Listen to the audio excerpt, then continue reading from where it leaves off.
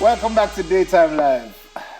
When I need to see what goes on in the break sometimes, that I tell you. So in response to Jamaica's declining birth and fertility rates, Health and Wellness Minister Dr. Christopher Tufton, in a statement, encouraged women who can afford it to consider motherhood. Tufton also noted that Jamaica's fertility rate stands at 1.9, which is below the replacement level of 2.1.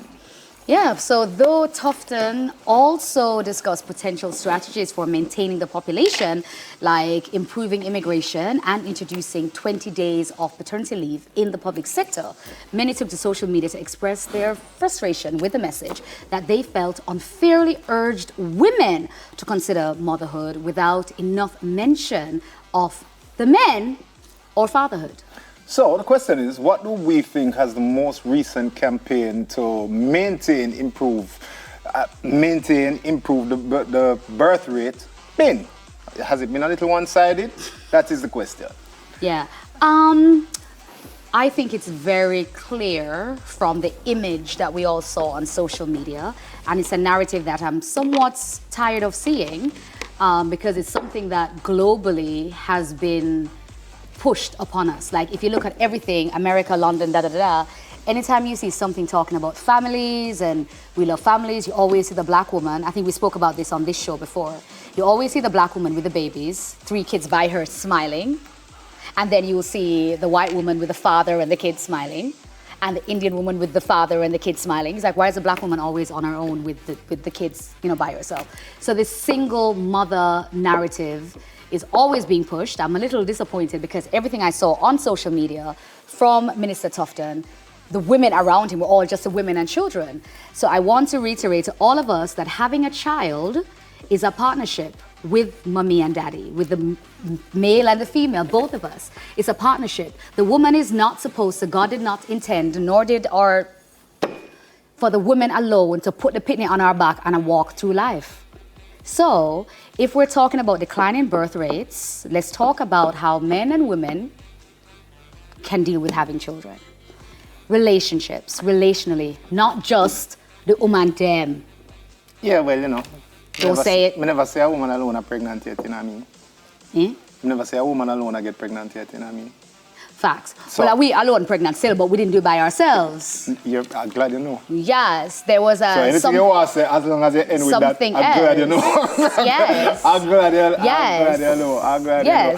Every tree requires a seed. Facts. You know what I mean? Facts, so there you go. So my thing is, to me, I don't know, man. It sounds like the world confused, man.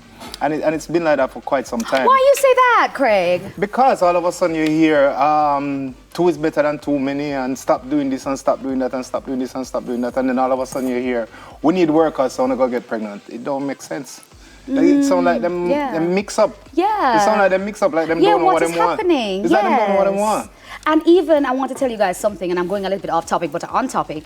This thing, let me tell you what happened in the world, right? Men and women, particularly black men, black women, that's where I live, used to be in partnership, right?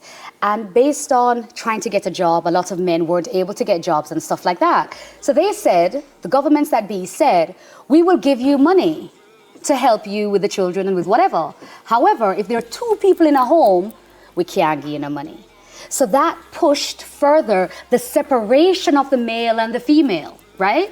Which reminiscent of now, again, because financially everything is about capitalism and communism.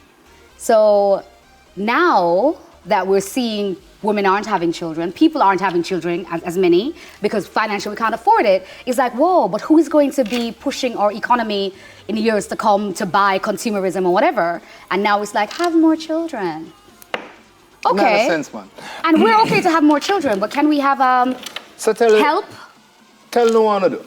When I have all of the campaign and one I have, I urge each head of each household for have these family planning conversations within your family. Have these uncomfortable conversations with your children if you have any. If you don't, have them with your peers, and plan on a thing on yourself. Yeah, if you have a solid plan, if you have a vision and a solid plan, And that's a solid plan, but no plan is perfect. Yeah, so things are going to happen and you're going to have to replan and reevaluate and reassess and, you know, build new segments to the plan, right? But at the end of the day, you're moving towards a goal, and I urge each and every one to do that and to look towards that. You see, once you focus on that, you don't need to listen to the excitement, and you don't need to listen to the noise, and you don't need to run go have pitney because somebody over there need a welder or a carpenter or a mechanic. Yeah. You know? Yeah, I agree with you 100%. Each one decide his own, every man have a right to decide his own destiny. I also definitely feel like we also need to have the conversation that financially, the normal person cannot afford a house. This is a big issue that we don't talk about enough. You can't afford, nobody can afford to buy apartments anymore. There's a lot of cars being given out almost, but you can't really afford to maintain them. I also want to say we go grocery shopping, we can't afford food. Yeah, man. Things you used to go Coronation Market and get cheap food, not cheap food I want to say, but good food. You know, like he said, tomatoes and this. Now, in a spell sense, it's still expensive. So why are the government... Yeah. Why you never jump on this story them, sir? Oh, you have 2.1. Oh, you have 2.1. Facts. Oh, you have 2.1 youth. I don't know you got 0.1 youth. But how you have 2.1 youth, yes. Right? And is $1,000 for 2 tomatoes? Facts. Oh, you gonna feed them? And you need 6 tomatoes. At least. At least. No, but it's true. It's something I'm really passionate about. And the fact that our minister is involved in telling us to have children, I love that. But can we also tell us how to have children? Maternity leave. We don't have paid maternity. No, I don't mean how as in how. I mean, how is in his strategies to provide for these children? Maternity leave is an issue. Paternity leave is an issue. Having the baby, it's $1 million, trillion, jillion dollars to have the baby at a hospital. Babies are dying because there's not enough healthcare practitioners. So it seems a little short-sighted to me. It's like, fix these things so that we can all have more children. Yeah. Tommy Lee did say it best one time and said, boy, I see people have baby, I never really see a baby are dead for hungry, so I gotta have my youth them. Makes sense. Oh, wow. You know?